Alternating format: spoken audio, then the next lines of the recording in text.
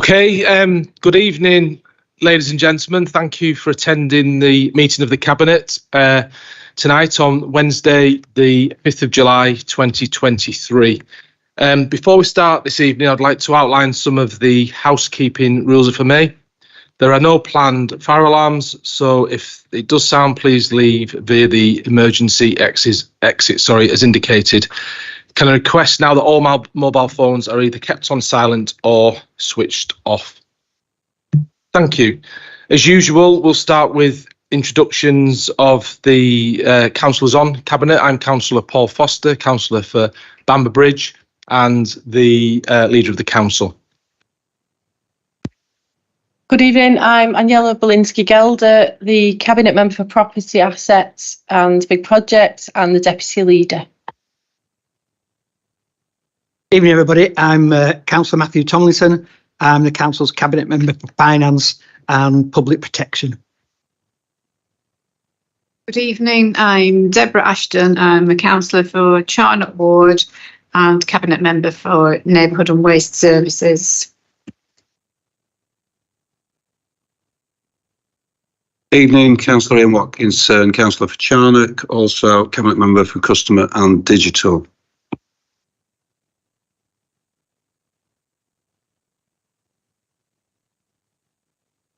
Good evening, I'm Councillor Claire Hunter, Community Health and Wellbeing. Good evening, I'm Councillor Jackie Alty for Farrington East and Community Wealth Building, Social Justice, Equality and Diversity. Thank you. Good evening everyone, James Flannery, Cabinet Member for Planning, Business Support and Regeneration. Thanks colleagues, and if the officers could please introduce themselves, starting with the Chief Executive. I'm Chris Sinnott, I'm the Chief Executive of South Tyrone Borough Council. Hi, I'm David Whelan, the Council's Deputy Monitoring Officer. Hi, I'm Coral Asprey, the Democratic Member Services Officer. Hello, I'm Jennifer Mullen, I'm Director of Communities. Good evening, Asim Khan, Director for Customer and Digital Services.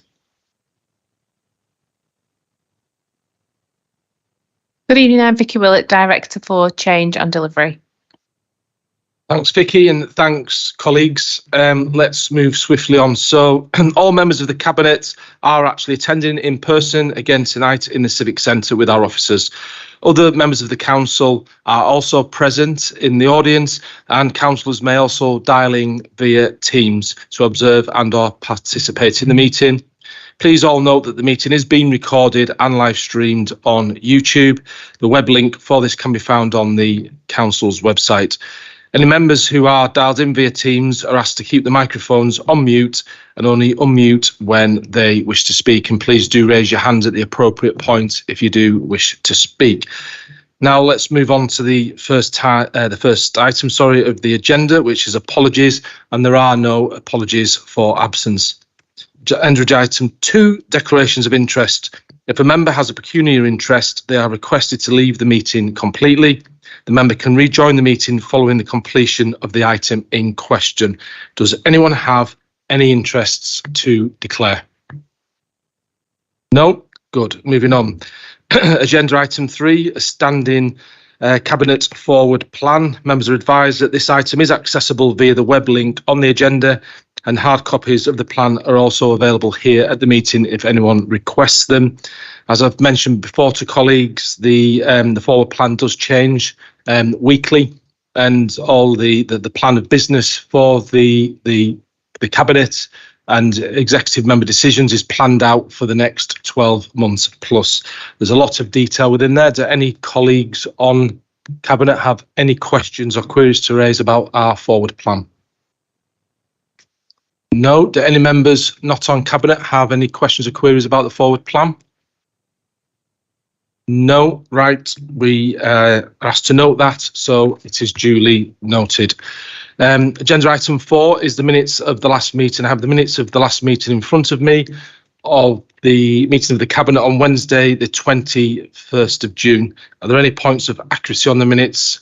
And can I have a proposal that the minutes are accepted, please? Propose that they're accepted. Thanks, Aniela. Any comments from any members on Cabinet on the minutes? No. Any comments from members not on Cabinet about the minutes?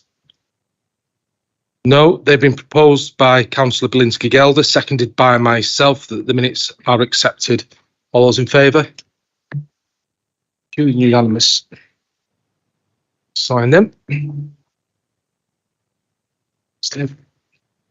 Okay, getting on to the business. So agenda item 5 is the key contracts and partnerships update 2023. This is to provide an update on the performance of the council's key contracts and partnership arrangements. Members, please note this is a statutory requirement that we publish this annually, and also please note that we do have some confidential information in part 2 about this agenda item. I think it is under agenda item 10. So please keep your comments to the current agenda in front of you, and if we need to discuss any of the commercial issues later on, we will do. Basically, the executive summary of this paper is that the key contracts and partnerships update is produced in accordance with the requirements of the council's key contracts and partnerships framework. It informs members of 1, the performance of the council's key partnerships against targets set for the current year. Number 2, any emerging issues. Number 3, any assessment of the key partners' financial strength and stability. And basically, overall, the performance of the councils and partnerships are all progressing well. The financial assessment of the partnerships is also positive, with the financial standing of all our key partners remaining strong. Within there are a number of partners quoted. There's Blackpool Council, there's Select Move, there's probably most importantly our partnership with the shared services with Chorley, IDOTS, Capita, the local plan key partners that we're working with, South Ribble Leisure Limited, our leisure services company. I don't intend to necessarily speak at any more detail on this report, other to say that the key partnerships are continually and do work well, and clearly if interventions are required, we'll make them at the appropriate point. Do any colleagues on Cabinet have any comments to make on this paper? No. Do any members not on Cabinet have any comments to make on the paper? No. Right. Okay. So it's been proposed by myself. Do I have a seconder, please? Seconded. Seconded by Councillor Belinsky-Gelder, that we accept the recommendations, and that's that we note the report. All those in favour? Okay. Cabinet note the report. Thank you. Agenda item 6, which is the biodiversity action plan, and it's Councillor Deborah Ashton to present this. Thank you. Thank you, Leader. Good evening, everybody. So this is the Council's draft biodiversity action plan, and it covers the next 5 years.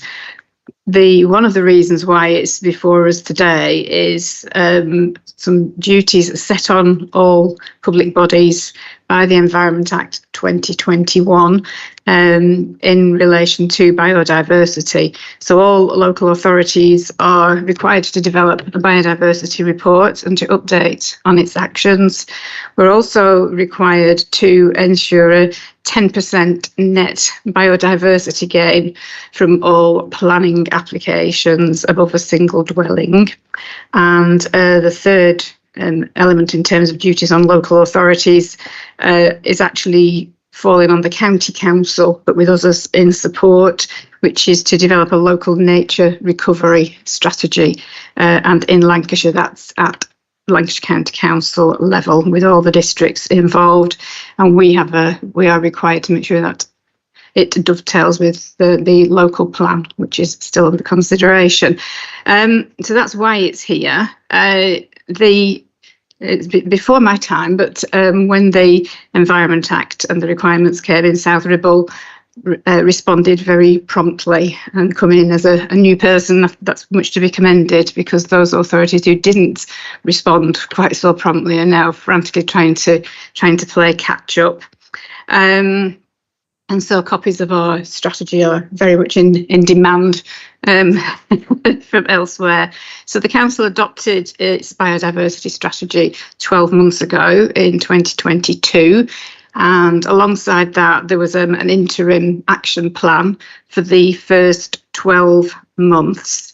And one of the key actions in that action plan was to develop a longer term action plan, which is what's set out for you today.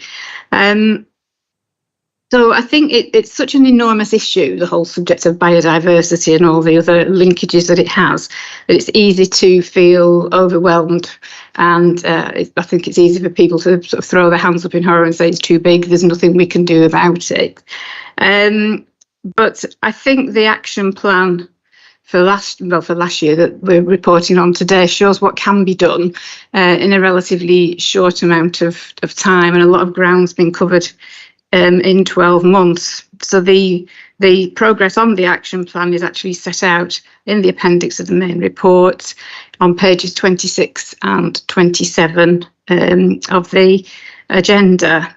So in the meantime, there has been a major consultation exercise, which included staff, community groups, partners and public bodies, and an online public consultation. And I think it's fair to say there were plenty of responses. So they are all set out on pages 43 to 75. So it's a comprehensive document. And I think one thing to say is, one thing we can be certain of is that a lot of it will change between now and the end of the strategy. It's a very fast-moving area of policy. Lots of new evidence emerging, new legislation still on the books. It needs commitment and action from partners and communities, which are outside our control, so we can influence, but they're not all of our control. And I think the final thing that we can't control is nature. And arguably, man's attempts to control nature have got us into needing a biodiversity strategy. So under each action, we've got the outcome, the measures we'll take and the rationale behind them, some timescales and some key partners. Because it's so comprehensive, the proposal is that we identify 10 key actions per year and report on those. So the key actions for the first year are set out on page 24. And I think just one other thing to point out from the outset really is that there is a huge interrelationship between biodiversity, climate change and air quality. And at the moment we've got 3 separate strategies and 3 separate action plans. They will be pulled together over time, but the team have very helpfully included a key in the action plan which shows which particular areas are covered, and as you'll see, many of them cover all 3 areas. So I'm going to be very brave and try and say something about biodiversity net gain, and I may well have to hand over to officers. So it is certainly a complex concept, I suppose, but it's anticipated it'll be adopted into planning law from November this year. But it's one of those that the timescales keep extending. And basically, what that requires is that as a planning authority, we'll be expected to achieve a minimum 10% biodiversity gain from all planning applications for anything more than a single property. So obviously, before we can say we've got 10% gain, we actually need to work out where we're starting from. So there's a lot of good work gone on already in terms of baselining, but carrying on with that work is a key priority in the priorities for this year, and the first 2 priorities are related to the biodiversity net gain, and the intention there is for us again to try and get ourselves ahead of the curve and work out which council-owned sites we can register for developer contributions to biodiversity net gain, so that we're in a position to respond quickly and have a good set of proposals for where we can make use of the resource. So I commend the action plan to Cabinet. I think the officers have done a fantastic job, and I'd ask Cabinet to note it and refer it to Council for adoption. Thank you. Thanks, Deborah. And what a wonderful presentation as your first Cabinet meeting. So thank you on such a very difficult subject, but also a critically important subject for this authority and this administration. This is something that we started with Councillor Martin and others, and we've championed over the last 4 years because it does make a huge impact. It has to make a huge impact for us, and biodiversity is something that is very, very close to our heart. And the net gain, as challenging as, and I understand what you're saying about the net get, we need to know where we are and baseline where we are so we can demonstrate the net gain, because far too often over the years the lip service has been paid to this type of strategy, and it won't have lip service paid to it any longer. We need to ensure that this is successful and it delivers. And I also note I think it's important these different strategies, these climate and biodiversity strategies that we currently have as an authority, do critically need tying in, and hopefully that's something you can look to do, as you said, Deborah, later on in the year. But I fully endorse your comments. Please thank the team. Jen, Neil and the team have done a wonderful job on this, and as I said, I'm quite proud to repeat that we are leading pretty much in the northwest of England with our biodiversity strategy, and it's good to know other councils are following suit, which is really pleasing. But on a slight negative, I've just learned today that the government are planning on dropping their pledges towards the climate change and their targets, which I think is absolutely appalling. It's a significant backward step. And I think through Cabinet, I'd like to add an additional recommendation that we take to Council, that we should be asking you to write to the Secretary of State and demand that this we do not, and our community do not support this policy announcement that's gone through today. I know it's not direct link, but in many respects it is. Any other members on Cabinet have anything to add? Councillor Matthew Tomlinson. Thanks, Leader. I'd just like to endorse your comments, really, of congratulations to everybody involved in this. Once again, we're at the forefront of this type of work. We think back to people like Councillor Ken Jones declaring a climate emergency long before other local councils were doing it. Our ambitious targets around 2030. And I know you just compared us to the national government, and I make no apology for comparing us favourably to the county council, who are now rowing back on their commitments to 2030, even though it was endorsed by the full county council some years ago. They're now saying, well, we need to do baseline assessments and we're not sure we'll be ready, and they're refusing to be tied down. So I think we are a beacon. We're an absolute beacon, and we should be proud of the work that the officers are doing on our behalf, and make sure we continue to give them every support that we can. Yep, thanks, Matthew. Any other comments, colleagues? No, any comments from members not on Cabinet? Councillor Paul Watton. No, it's fine. Thank you, Leader. I've actually read the whole of this report and find it really interesting. It's really good to see as a council that we recognise biodiversity is fundamental to our health, our wealth, and all our well-being, residents and us alike.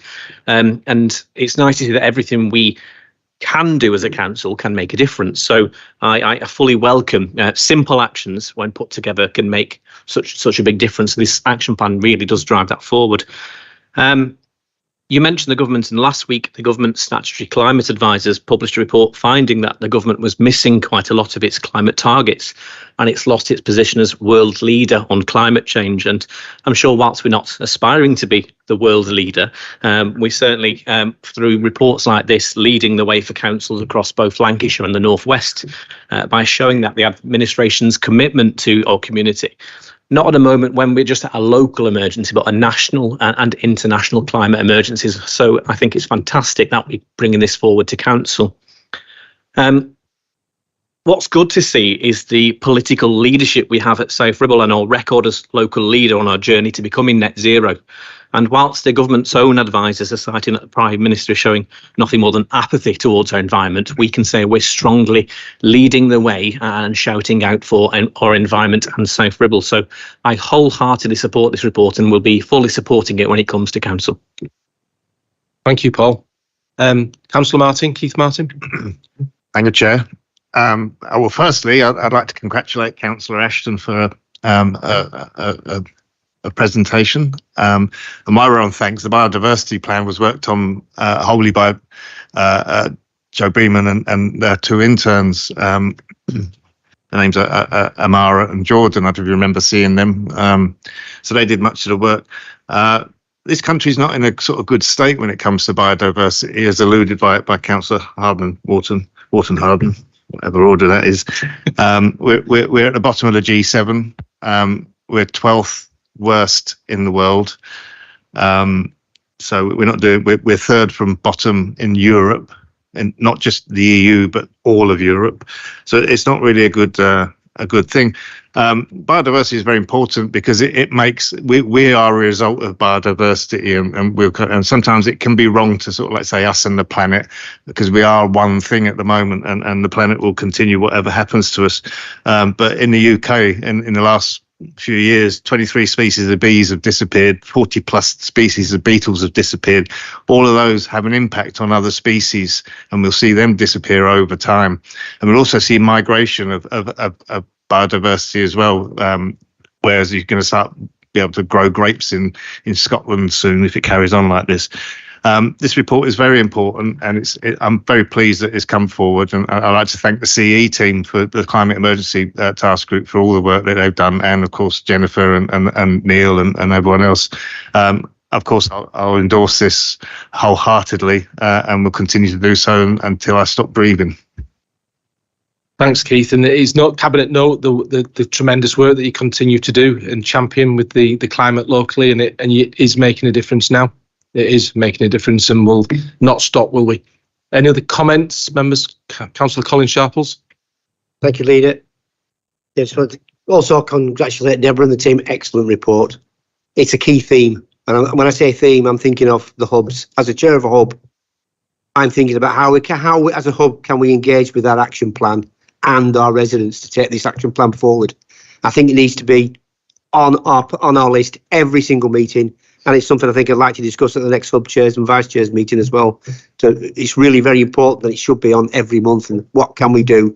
How can we engage with the plan and our residents? Because the hubs are central to a lot of what we do in our communities. So it's a great opportunity. Thank you. I completely agree, Colin. I'm sure Councillor Ashton will take that on board as well. Any other questions? Councillor Lou Jackson. I'd just like to congratulate Councillor Deborah Ashton on the presentation. It's good. It's heartening to see, because I am Chair of Member Development, that in the interim actions, point 8, it says to undertake member learning, and I can see that some has been completed on the action plan with a member briefing on last October in 22. So I'd just like to reassure everybody that as we take forward member training, that biodiversity and any updates will be included in our schedules. Thank you. Thank you very much, Lou. Thank you for that. It's really important that members are kept up to date. Absolutely. Any other questions from anybody not on Cabinet? No, we have no one online indicating. So the recommendation was, Deborah, we take this to Council. Yes, for Cabinet to endorse it and to recommend it to Council for adoption. And yeah, the additional recommendations that we add in the rights to the Secretary of State, encouraging them to seriously reconsider the statements that were in the press today. Yeah. Yeah, no problem. Okay, good. So I'm happy to second that proposal. We'll send this to Council, and we can Councillor Ashton can present it to Council in 2 weeks as well. All those in favour? Unanimous. Thank you. Cheers, Deborah. So the next agenda item is agenda item 7, which is the content management system. And again, I just remind members of the Cabinet before I invite Councillor Ian Watkinson in that there's again some confidential information that's also contained within the report that we can discuss under part 2 later if we need to, but please don't discuss it now. But over to Councillor Ian Watson. Yeah, thanks very much, Leader. And it's a tough act to follow with that superb report. But just as important in a different way. So the report on the content management system. So GOS is presently the content management system, CMS, provider used by South Ribble and Chorley Council. They provide the main council websites and other sites such as Worden Hall, Leyland Town Deal and South Ribble leisure centres. So in line with the procurement principles set for shared services, our ICT team will aim to look at the incumbent supplier of all existing systems and, where necessary, the wider commercial market prior to contract renewal. Importantly, and it is important, this report is seeking to agree favourable commercial terms with GOS for a 5-year term. Should this not be achieved, and we hope it will be achieved, then the council is requesting approval to undertake a full procurement exercise to test the market. So that really is a key point. It's necessary for both councils to achieve full transparency for any future costs with GOS to achieve the digital ambitions of both councils over the next 5 years. And this report delegates all final decisions to the executive member and the leader of the council. There's lots more detail in the report, but I'll leave it at that, Leader. Yeah, thank you, Ian. That's quite self-explanatory, and we understand completely why you're bringing this to Cabinet, given the position that we're currently in. What I am going to ask you to do in a second is, because there's 3 very distinct recommendations that we're being asked to vote upon, which includes delegation. If you could just read out the 3 before we vote in full.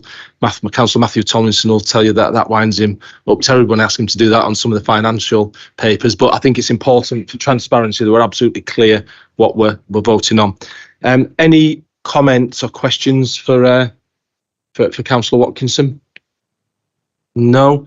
Any questions or comments from anyone not on Cabinet? Councillor Wharton-Hardman.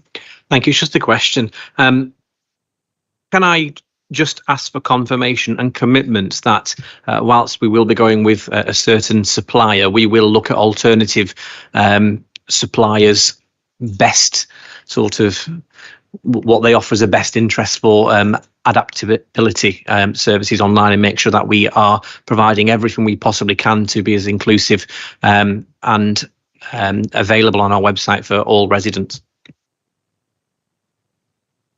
Ian? Yeah, absolutely. And 100% reassurance on that. Value for money, quality of service is absolutely key. So we're not locked in to one supplier, but where that's the best fit and is going to provide the best service, then that's what we're aspiring to. But we've got that flexibility if we need to change.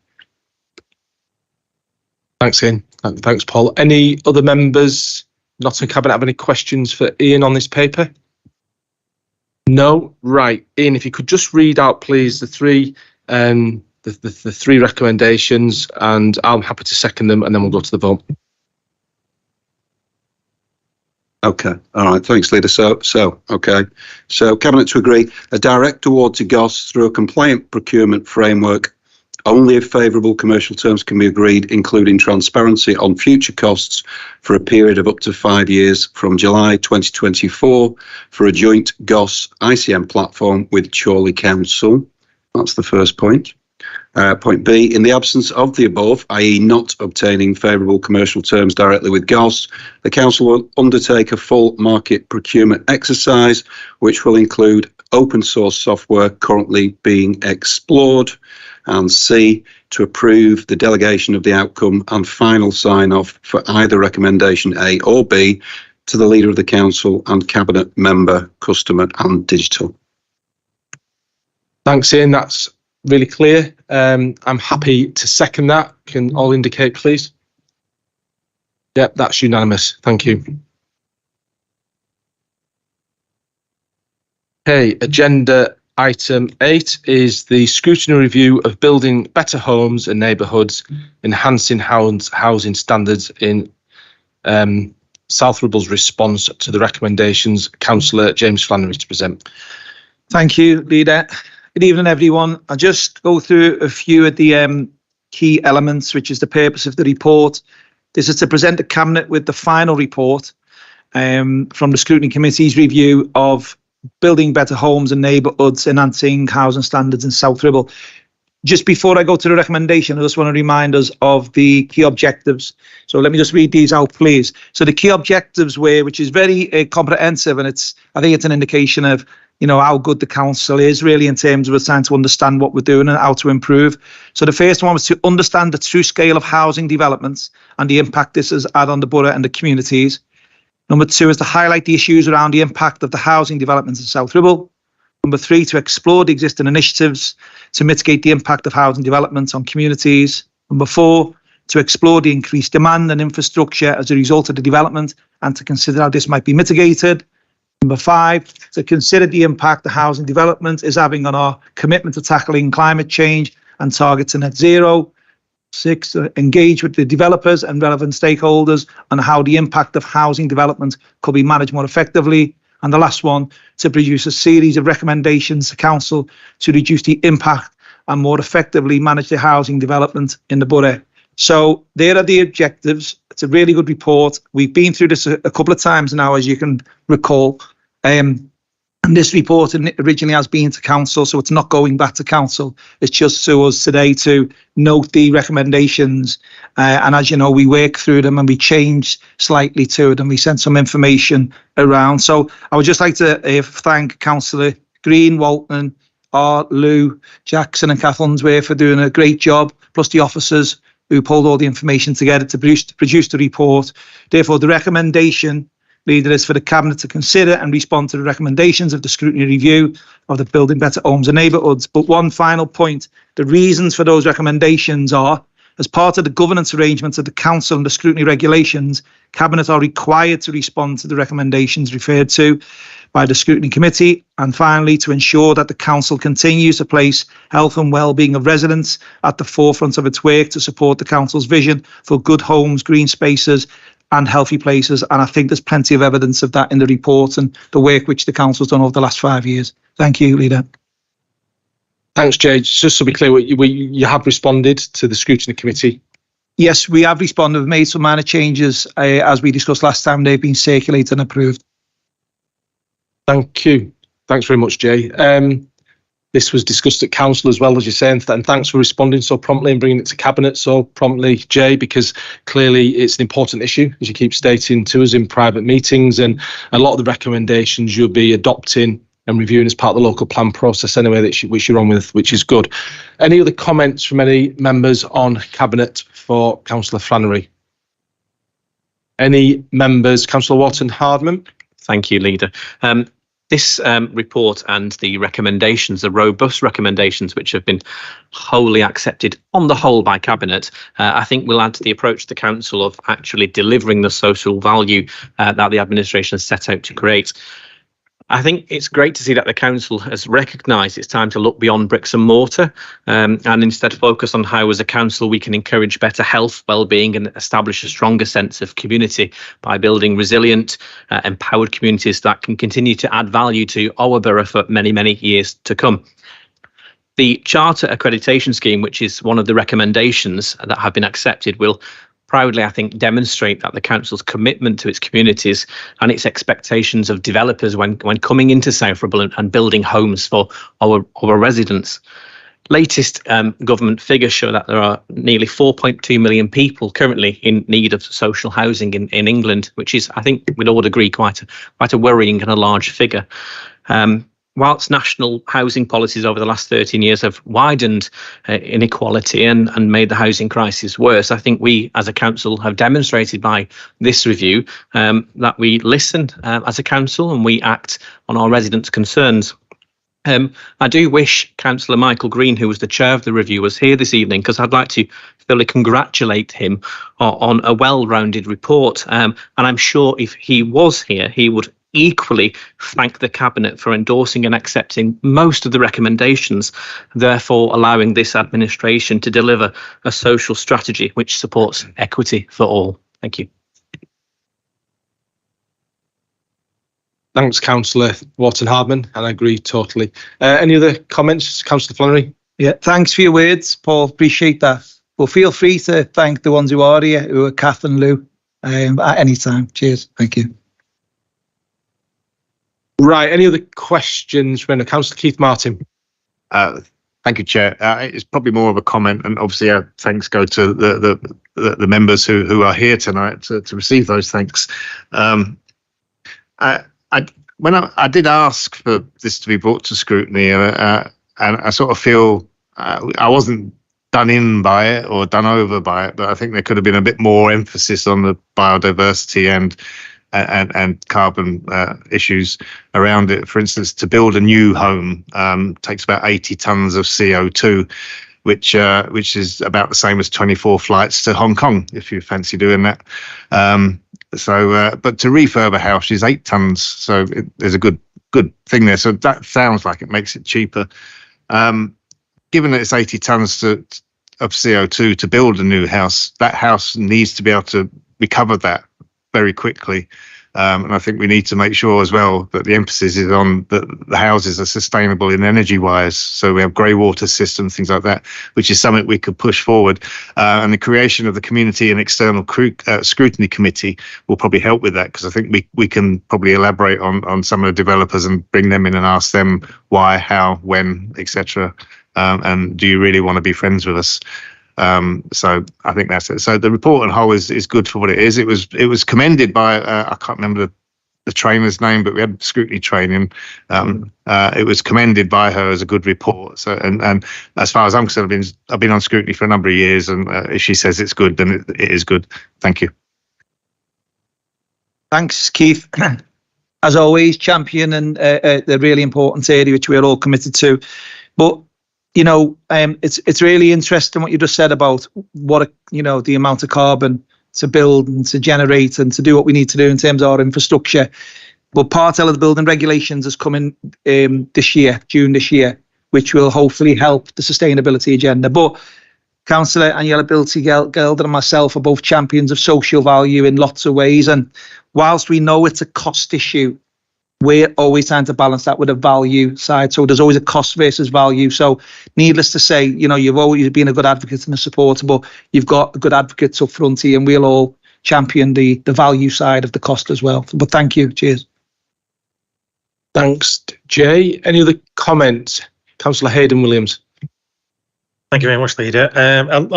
I like to see, I definitely like the recommendation 6 about the council influencing local government with regards to statutory comments on planning applications. It's a thorn in the planning committee's side that Lancashire County Council highways effectively only comment on something that is severe. And the word severe is extremely subjective. And I know it's come up many, many times in planning committee that when developments are proposed, that the effects on local residents on highways are not probably, to our view, we're not properly commented on and considered. So I think this is a very important recommendation and something we could influence quite widely with the local government association and other bodies to try and get that classification of severe changed. Yep, we totally agree, Hayden, and we totally support that, and it's something that Jay's looking at, and we'll get that letter off as quickly as possible.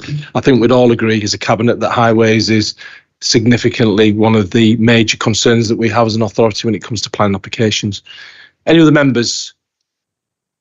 No. So I understand, Jay, that we're actually only required to note this report, and there's no formal vote required, so duly noted. Again, thanks to the scrutiny committee, thanks to Jay to bringing it to cabinet so swiftly, and we look forward to seeing the implementation of the recommendations in future policy.